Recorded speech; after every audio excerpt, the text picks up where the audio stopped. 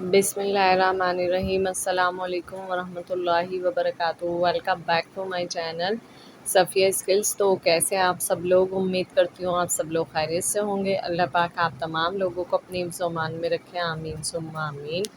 तो आज फिर हाजिर है एक न्यू रेसिपी के साथ और बहुत ही ज़बरदस्त बनकर तैयार होगी ये रेसिपी और बहुत आसान इंग्रेडिएंट से बनकर तैयार होगी और बहुत सस्ती भी तैयार होगी, यानी कि कम बजट में और बहुत ज़बरदस्त आपको इवनिंग स्नैक के तौर पे ये रेसिपी मिल जाएगी। ठीक है, तो रेसिपी को एंड तक क्लास में देखिएगा, एक भी पार्ट मिस मत करिएगा ताकि आपकी रेसिपी बहुत अच्छी बढ़िया बनकर तैयार हो। तो चलिए आइए वीडियो को स्टार्ट करते हैं। और चैनल पर अगर नए हैं तो प्लीज़ चैनल को सब्सक्राइब कर लें और साथ में लगे बेल नोटिफिकेशन कॉल पर प्रेस कर दें और मेरी तमाम आने वाली वीडियोस का नोटिफिकेशन आपको बर वक्त मिल सकेगा ये एकदम करने से। ठीक है, तो चलिए आइए वीडियो को स्टार्ट करते हैं। तो सबसे पहले ले लिए हैं यहाँ मैंने 1 किलो आलू। आप अपने हिसाब से, अपने घर वालों के हिसाब से ले सकते हैं। अगर ज़्यादा लोग हैं तो आप 1.5 किलो भी ले सकते हैं। और उनको हमने अच्छी तरीके से उबाल लेना है और उबाल के छील के 1 घंटे के लिए फ्रिज में रख देना है। तो इस तरह में हमारी रेसिपी ना बहुत अच्छी बनकर तैयार होगी। गरम गरम आलू हमने यूज़ नहीं करना है। और उसके बाद आलू को ग्रेटर की मदद से हम ग्रेट कर लेंगे। उसके बाद हम इसमें शामिल करेंगे कुछ मसाले। सबसे पहले जाएगा ज़ीरा 1 टेबल स्पून और 1.5 टेबल स्पून जाएगा इसमें कुटी हुई लाल मिर्च और 1 टेबल स्पून जाएगा इसमें चाट मसाला। और उसके बाद हम शामिल करेंगे हस्बे ज़रूरत नमक। और आप ये सारे मसाले अपने टेस्ट के अकॉर्डिंग कम या ज़्यादा कर सकते हैं। और इसमें जाएगा थोड़ा सा हरा धनिया कटा हुआ बारीक बारीक। और इसके बाद हम इसको एक डो की तरह गूंद लेंगे। तो इसमें आप देखें मैंने कोई सा भी बाइंडिंग एजेंट नहीं डाले क्योंकि हमने 1 घंटे के लिए आलू फ्रिज में रखे थे, तो बहुत अच्छा ये बाइंड हो गया है। उसके बाद हम इस पूरे आमेज़े को टिक्कियों की शक्ल दे लेंगे और टिक्कियाँ हमने साइज़ में थोड़ी बड़ी बनानी है क्योंकि हमें बर्गर में रखनी है। ठीक है, जो हम आम तौर पे बनाते हैं टिक्कियाँ उससे साइज़ में थोड़ी बड़ी बनानी है और थोड़ी मोटी बनानी है। इसके बाद हमने यहाँ ले लिया 4 टेबल स्पून ऑफ मैदा। मैदे में हम शामिल करेंगे थोड़ा सा नमक और उसके बाद शामिल करेंगे थोड़ी सी पिसी हुई लाल मिर्च। ठीक है, पिसी हुई लाल मिर्च की जगह आप काली मिर्चें भी शामिल कर सकते हैं। और उसके बाद हमने इसका एक गाढ़ा सा पेस्ट बना के तैयार करना है, घोल तैयार करना है। यानी स्लरी नहीं होनी चाहिए, इस तरीके का पेस्ट होने चाहिए, कंसिस्टेंसी ये होनी चाहिए। ठीक है, क्योंकि हमने इसमें कोई भी बाइंडिंग एजेंट नहीं डाला है और हम इस पर अंडा ब्रेड क्रम्स वगैरह नहीं लगाएंगे। तो हम इसको रख देते हैं साइड पे और उसके बाद हम तैयार करते हैं कोल्स्लो। कोल्स्लो बनाने के लिए मैंने 4 टेबल स्पून यहाँ पर ले लिया है मेयोनीज़। और उसके बाद उसमें शामिल की है हमने थोड़ी सी कुटी हुई लाल मिर्च काली मिर्चें। ठीक है, और उसके बाद हस्बे ज़रूरत इसमें नमक शामिल किया और इसमें 2 प्याली हम शामिल करेंगे बारीक कटी हुई बंद गोभी। ठीक है, आप चाहे तो इसमें लेटस भी शामिल कर सकते हैं, लेकिन मुझे बंद गोभी वाला कोल्स्लो बहुत ज़्यादा पसंद है तो मैं बंद गोभी से बना रही हूँ। ठीक है, अब ये कोल्स्लो भी तैयार हो गए तो चलिए हम टिक्कियाँ जो हमने बना के रखी थी उनको फ्राई कर लेते हैं। तो टिक्कियाँ फ्राई करने के लिए सबसे पहले हम पैन में ऑयल गरम कर लेंगे और उसके बाद जो हमने आमेज़ा बना के रखा था मैदे का उसमें डिप कर करके हम जो है ना टिक्कियाँ फ्राई कर लेंगे।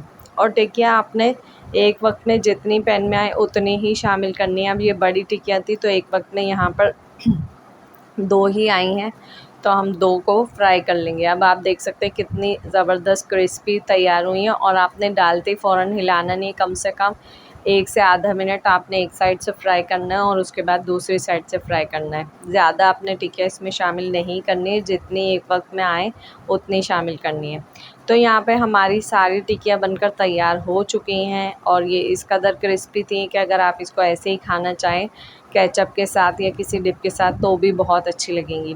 तो यहाँ पर मैंने ले लिए हैं बर्गर के बन, जो कि मैंने बाज़ार से मंगा लिए थे। ये कटे हुए मिलते हैं, आसानी से बेकरी से मिल जाते हैं, आप ले सकते हैं वहाँ से आसानी से। ठीक है, तो इनको हम साइडों से सेक लेंगे, दोनों साइड से हल्का सा ऑयल लगा के। आप चाहें तो बटर भी यूज़ कर सकते हैं, पर मैं बटर यूज़ नहीं कर रही हूँ क्योंकि मुझे सस्ती रेसिपी बनानी थी, इसलिए तो बटर थोड़ा सा कॉस्टली पड़ जाता है।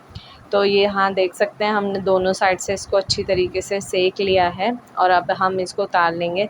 अच्छा, आप चाहें तो चिमटे की मदद से कर सकते हैं, मैंने हाथ से सेक लिया था, बहुत ज़्यादा गर्म हो रहे थे तो आप ऐसा मत करिएगा। तो यहाँ पे देख सकते हैं दोनों तरफ से बर्गर के बंस मैंने सेक कर तैयार कर लिए हैं और मैंने 4 एक साथ ले लिए ताकि 4 जल्दी से बनकर तैयार हो जाएं, क्योंकि घर वालों से बिल्कुल सब्र नहीं हो रहा था। तो यहाँ पर मैंने एक साइड पे केचप और ग्रीन चटनी लगा दी और दूसरी साइड पे मैंने लगा दिया है मायोनीज़। ठीक है, आपने भी इसी तरीके से लगा देना है। और उसके बाद हम इसमें शामिल करेंगे टिक्कियाँ जो हमने आलू की बना कर रखी हैं। आप यकीन करें, बहुत ही टेस्टी बनकर ये बर्गर तैयार हुए थे। तो आपने ज़रूर ट्राई करना है और मुझे फ़ीडबैक से ज़रूर आगाह करना है कि आपके बर्गर कैसे बनकर तैयार हुए। तो आप देख सकते हैं यहाँ मैंने टिक्कियाँ रख दी हैं। उसके बाद हम शामिल करेंगे इस पे कोल्स्लो। आप अपने हिसाब से कम या ज़्यादा कोल्स्लो रख सकते हैं। तो यहाँ पे आप देख सकते हैं मैं सारे बर्गर्स पे कोल्स्लो रखती जा रही हूँ। तो आपने ऐसे ही लगा देना है और उसके बाद बस हमने जस्ट बर्गर को बंद कर देना है। तो बहुत ही आसानी से बनकर तैयार हो गए। तो और इवनिंग स्नैक के तौर पे आप बना सकते हैं। संडे का दिन था, मैंने ये बनाए थे, बहुत ज़बरदस्त बनकर तैयार हुए थे। तो आप भी ऐसे कर सकते हैं, क्योंकि आजकल महंगाई का दौर है, हर कोई बाहर की चीज़ें अफ़ोर्ड नहीं कर सकता। एक तो घर में कम खर्च में बनकर तैयार हो जाती हैं और दूसरी के सफाई के साथ हिफ़्ज़ान सेहत के उसूलों के मुताबिक घर में तैयार होती हैं। बाहर की चीज़ों को अवॉइड ही करें तो ज़्यादा बेहतर है, क्योंकि पता नहीं होता वो कौन सी चीज़ें यूज़ कर रहे हैं, सफाई का ख्याल रख रहे हैं नहीं रख रहे हैं। तो आप लोगों ने घर में ही बनाना है और अपने घर वालों को खिलाना है। तो यहाँ मैं आपको डिप बनाना बता रही हूँ कि मैंने मेयोनीज़ ले लिया, तो उसमें थोड़ी सी ग्रीन चटनी शामिल की। तो यहाँ डिप भी बनकर तैयार है और हमारे बर्गर भी बनकर तैयार हैं। तो आप लोगों ने ज़रूर ट्राई करना है और मुझे ज़रूर बताना है। और ये भी बताइए कि मेरी रेसिपी आपको कैसी लगी और आप लोग कहाँ कहाँ से मुझे देख रहे हैं, और मेरी रेसिपी को ज़रूर ट्राई करिएगा। तो ऐसी और भी मैं वीडियोस लेकर आती रहूँगी जो कम खर्च हों और बहुत आसानी से बनकर तैयार हों, बिगनर्स भी इनको आराम से बना लें। तो ज़रूर देखिएगा, मेरे चैनल को इसी तरीके से सपोर्ट करते रहिएगा। आपकी सपोर्ट मेरे लिए बहुत ज़्यादा मायने रखती है, बहुत ज़्यादा ज़रूरत होती है आपकी सपोर्ट की।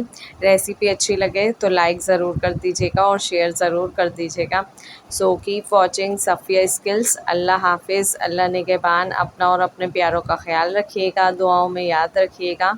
ओके, अल्लाह हाफिज़।